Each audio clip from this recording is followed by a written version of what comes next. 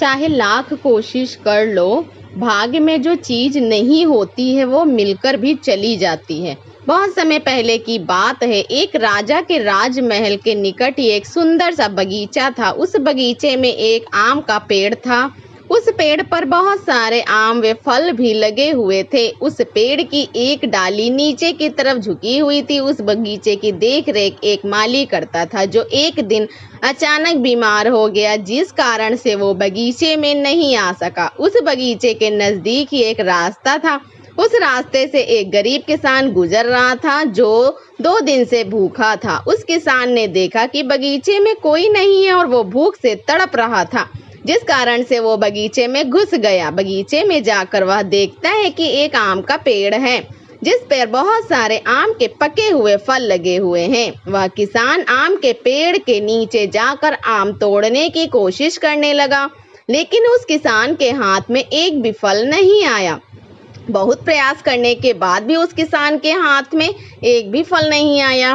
तभी उधर से भगवान बुद्ध गुजर रहे थे। उस किसान की यह हालत देखकर बुद्ध कहने लगा, अरे किसान भाई, ये फल तुम्हारे नसीब में नहीं है, क्योंकि जब तक कोई चीज नसीब में नहीं होती, वह तब भले ही कितने प्रयास कर लो, वह मिलती नहीं है। किसान बुद्ध की बात को सुनकर कहने लगा, अरे महात्मा, कैसी बेफजूल की बातें कर रहे हो। अरे कर्म करना चाहिए और कर्म करने से फल तो अवश्य ही मिलता है, और आप कह रहे हो कि नसीब में नहीं है, तब तक कोई चीज नहीं मिलती है। बुद्ध कहने लगे, किसान भाई, यह बात तो आपकी अच्छी है, लेकिन फिर भी विद्वानों का मत है, कुछ लोग कहते हैं कि जब तक कोई वस्तु नसीब में नहीं होती तब तक वह नहीं मिलती है। किसान कहने लगा, वह कैसे? तब बुद्ध कहने लगे, किसान भाई, मैं तुमको ये कहानी सुनाता हूँ। वह बुद्ध किसान को एक कहानी सुनाने लगता है और कहने लगता है, किसान भाई, एक समय की बात है, एक गांव में एक ब्राह्मण रहता था। उस ब्राह्मण का नाम शंकर। वह ब्राह्मण ने बहुत ही धनवान था, उसके पास धन की कोई कमी नहीं थी। उस ब्राह्मण के एक लड़की थी। वह लड़की विवाह के योग्य हो गई, तो ब्राह्मण ने विचार किया कि हमारी लड़की विवाह के लायक हो गई है, और कुंवारी कन्या अगर घर में घूमती है तो माता पिता को पाप लगता है, इसलिए अब हमें इसकी शादी कर देनी चाहिए। उस ब्राह्मण के गांव से थोड़ी ही दूर पर एक दूसरा गांव था, और उस गांव में भी एक ब्राह्मण रहता था। उसका नाम किशोर था। किशोर के भी एक लड़का था। लड़का बहुत ही सुंदर था। किशोर के पास भी धन की कोई कमी नहीं थी। फिर वह शंकर उस किशोर के घर गया और उसके लड़के को देखा। लड़के को देखकर शंकर बहुत प्रसन्न हुआ और अपनी लड़की का रिश्ता किशोर के लड़के के साथ पक्का कर दिया। फिर कुछ समय बाद शंकर ने अपनी बेटी का विवाह किशोर के बेटे के साथ कर दिया। शंकर की बेटी जब अपने ससुराल चली जाती है और बड़े ही चैन से उसकी जिंदगी गुजरने लगती है। लेकिन थोड़े दिनों बाद इधर क्या होता है, शंकर की बेटी का पति यानी किशोर का लड़का गलत संगत में पड़ जाता है। गलत लोगों के साथ उठने बैठने लग जाता है। बुरी संगत का प्रभाव उस पर इतना पड़ चुका था कि अब तो वह धीरे धीरे जुआ खेलने लगा, शराब पीने लगा, मांसाहारी करने लगा और वैश्यागमन तक करने लगा, और अपने पिताजी के द्वारा कमाए गए धन को इसी तरह बर्बाद करने लगा। धीरे धीरे यूं ही समय बीतता गया और उस किशोर के लड़के ने अपने घर की जितनी भी दौलत थी सबको इसी तरीके से बर्बाद कर दिया। अब तो वह बहुत ही गरीब हो चुका था। अब तो खाने के लाले पड़ने लगे। फिर बाद में उसको पश्चाताप होता है। उसने देखा कि उसके घर पर खाने के लिए भी कुछ नहीं रहा। 2 वक्त की रोटी भी बड़ी मुश्किल से मिल रही थी। तो फिर एक दिन वह बहुत दुखी हुआ और सोचने लगा, धीरे धीरे मेरे साथ ये क्या हो गया है। फिर वह अपनी पत्नी से कहने लगा कि मैंने गलत किया है, गलत संगत का प्रभाव मेरे ऊपर पड़ गया था। मुझे ऐसा रंग चढ़ गया था कि मैंने अपना सब कुछ बर्बाद कर दिया है। मुझे माफ कर दो, आज के बाद मैं कोई गलत काम नहीं करूँगा। फिर वह मेहनत मजदूरी करने लगा, लेकिन उनका गुजारा फिर भी नहीं हो रहा था। कहते हैं कि गलत काम और गलत संगत करने से जो नसीब और भाग्य भी होता है वह भी मुंह मोड़ लेता है। अब वह दोनों पति पत्नी बहुत ही परेशान थे और बहुत ही दुखी थे। इधर उसकी पत्नी ने एक दिन अपने पति से कहा, स्वामी, हम दोनों हमारे पिताजी के घर पर चलते हैं और वहां पर 1-2 दिन रुकेंगे और आते समय मेरे पिता कुछ न कुछ जरूर देंगे, हमारी मदद जरूर करेंगे, इतना मुझे विश्वास है। अपनी पत्नी की बात मानकर वह किशोर का लड़का अपनी पत्नी को लेके अपने ससुर जी के घर पर चल जाता है। जैसे ही वे दोनों पति पत्नी वहां पर गए तो शंकर की पत्नी ने अपनी बेटी और अपने दामाद को देखा तो बहुत ही प्रसन्न हो जाती है और उनका स्वागत करती है। लेकिन उस ब्राह्मणी को पता चल जाता है कि तुम्हारी बेटी बहुत ही दुखी है। जवान बेटी अपने माता पिता के घर पर आ जाती है और वहीं पर रुक जाती है। फिर अगले दिन ब्राह्मणी ने अपने पति से कहा, स्वामी, आपके पास भगवान की दया से किसी बात की कमी नहीं है, धन दौलत के भंडार भरे हुए हैं और आपकी बेटी बहुत ही दुखी है, इसलिए आप इसकी कुछ मदद कर दीजिए। शंकर अपनी पत्नी से कहने लगा, हे प्रिय, तुम्हें मालूम नहीं है तुम्हारे दामाद ने गलत काम किए और अपनी धन को बर्बाद किया है। इसके लिए गलत काम से और गलत संगत से इसका भाग्य इससे मुंह मोड़ चुका है, इसीलिए मैं इसकी क्या मदद करूं। इसके भाग्य में अभी कुछ दिनों के लिए दुखी ही दुख लिखे हुए हैं जो इस उठाने ही पड़ेंगे। फिर वह ब्राह्मणी कहने लगी, स्वामी, वह बात तो आपके सही है, लेकिन आप तो हर बात से समर्थ हैं, इसके लिए इनकी कुछ तो मदद कर दीजिए। आपकी इकलौती बेटी है और आपका इकलौता दामाद है और दामाद पुत्र के समान होता है, आपका फर्ज है बेटी और दामाद की मदद करना। शंकर ने फिर से अपनी पत्नी को समझाया कि प्रिय, तुम कैसी उत्पता गम बातें कर रही हो। मैंने तुमसे कहा था कि इसका नसीब अभी साथ नहीं दे रहा है, इनके लिए कुछ समय तक दुख उठाना ही लिखा हुआ है, जो इन्हें उठाने दो, हम इसने क्या मदद करें। इस तरीके से ब्राह्मणी को समझाने के बाद शंकर अपने घर से निकलकर बाहर चबूतरे पर बैठ जाता है। इधर उस ब्राह्मणी को चैन नहीं पड़ रहा था क्योंकि उसकी बेटी बहुत ही दुखी थी। इधर ब्राह्मणी की बेटी कुछ मदद मांगने के लिए अपनी माँ से बार बार कहना चाहती है।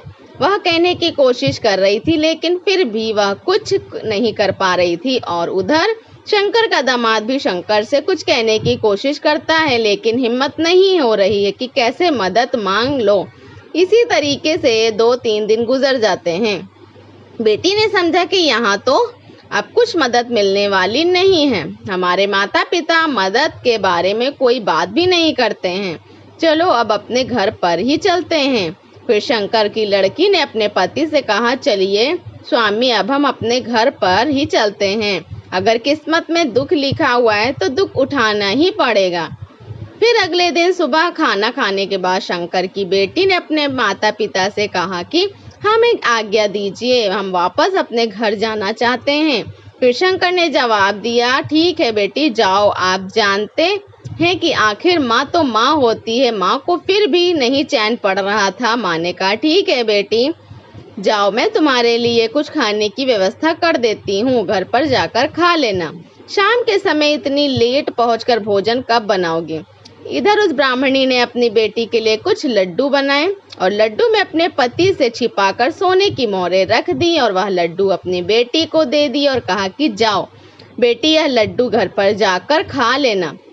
फिर उन लड्डुओं को ले करके अपने माता पिता से आज्ञा लेने के बाद में शंकर की बेटी अपने पति से साथ अपने ससुराल के लिए चल देती है। चलते चलते शाम होने वाली थी और इधर उनके पास इतना पैसा भी नहीं था कि किसी साधन से वह घर पर जल्दी पहुंच जाते। घर बहुत दूर था, शाम होने वाली थी। फिर चलते चलते उन्होंने पीछे देखा तो एक बैलगाड़ी वाला आ रहा था। उस बैलगाड़ी वाले को उन्होंने हाथ दिया और कहा कि भाई साहब, हमको हमारे घर तक पहुंचा दो क्योंकि शाम हो रही है और हमारा घर दूर है। उस बैलगाड़ी वाले ने कहा, आपके पास किराए के लिए कुछ पैसे हैं। फिर उन्होंने जवाब दिया, हमारे पास पैसे तो नहीं हैं, ये लड्डू हैं और ये लड्डू आप ले लेना और इसके बदले ये हमारे घर तक पहुंचा दो। उस गाड़ी वाले ने कहा, उस पर दया आ जाती है और उन लोगों को घर पर छोड़ देता है और उन लड्डुओं को लेकर अपने घर की ओर चल जाता है। वह बहुत ही गरीब था। उसने सोचा कि इन लड्डुओं का मैं क्या करूंगा, चलो इन लड्डुओं को लेकर हलवाई को बेच देता हूँ और उससे पैसे लेकर राशन का सामान खरीद लूंगा। यह सोचकर वह बैलगाड़ी वाला हलवाई की दुकान पर पहुंच गया और उसने लड्डू को हलवाई को बेच दिया और पैसे लेकर राशन का सामान खरीद लिया और राशन का सामान लेकर अपने घर चल गया। इधर अगले ही दिन एक पड़ोसी गांव के मुखिया जो हवन और यज्ञ करना चाहता था, भगवान की कथा कराना चाहता था, उन्होंने उस ब्राह्मण को बुलाया। उसी ब्राह्मण शंकर जो बेटी का पिता था उससे पूजा का सामान लिखवाया। उस शंकर ने लड्डू भी लिख दिए। फिर वो मुखिया सारा सामान लेकर आता है। इधर वह ब्राह्मण कथा करने के लिए पहुंचा और उसने कथा का यज्ञ किया। उसके बाद में जो लड्डू मंगवाए थे वह लड्डू उसी हलवाई से लाए गए थे जो वह बैलगाड़ी वाला बेचकर आया था। उस गांव के मुखिया ने उन लड्डुओं को शंकर को दिया और कहा कि यह लीजिए आपका प्रसाद। उन लड्डुओं को लेकर हरिशंकर अपने घर चला जाता है और अपनी पत्नी को दे देता है। फिर वह ब्राह्मणी जब लड्डू को खाती है तो उसमें से सोने की मोहरें निकलती हैं। ब्राह्मणी ने वो लड्डू पहचान ली और पहचान कर वह रोने लगी। फिर शंकर ने अपनी पत्नी से पूछा, हे प्रिय, क्या हुआ, तुम्हारी आंखों में आंसू, तुम क्यों रो रही हो? तो उसने जवाब दिया कि स्वामी, आप सही कहते थे कि जब तक किसी के भाग्य में कोई वस्तु नहीं होती है तब तक वह चाहे कितनी भी कोशिश कर ले, चाहे लोग उसकी कितनी भी मदद करें, लेकिन उससे कुछ नहीं मिलता है। शंकर कहने लगा, वह कैसे? फिर उसकी पत्नी ने जवाब दिया, स्वामी, आपसे छुपा कर मैंने जो लड्डू बनाए थे उन लड्डुओं में सोने की मोहरें रख दी थी कि हमारी बेटी और दामाद जब घर जाकर लड्डू खाएंगे तो सोने की मोहरें निकल जाएगी और वो इन सोने की मोहरों को बेचकर कुछ दिनों तक अपना जीवन अच्छी तरह से गुजार सकेंगे। लेकिन यह लड्डू वही है जो आप देकर आए हो, वह लड्डू है जो मैंने अपने हाथों से बनाए। आज आपकी बात सत्य बन गई। भी कितनी भी कोशिश कर लो, जब तक भाग्य साथ नहीं देता है तब तक उसे कुछ नहीं मिलता है। फिर इधर अपनी पत्नी की बात सुनकर शंकर बड़ा प्रसन्न होता है। फिर कुछ समय के बाद शंकर की बेटी और दामाद का जब भाग्य जाग जाता है और उनके घर में खुशियां आ जाती हैं, सभी बिगड़े हुए काम अपने आप बनने लगते हैं और उनके जीवन में खुशियां ही खुशियां आ जाती हैं और धीरे धीरे उनके पास धन इकट्ठा होने लगता है। भगवान बुद्ध उस किसान को समझाता हुआ बोला कि जब तक नसीब में कोई वस्तु नहीं होता है तब तक भाग्य साथ नहीं देता है, तब तक कितनी भी कोशिश कर लो कुछ नहीं मिलता है।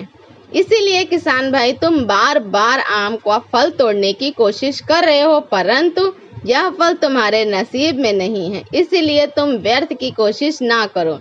फिर वह किसान बुद्ध की कहानी सुनकर वहां से चला जाता है। वीडियो अगर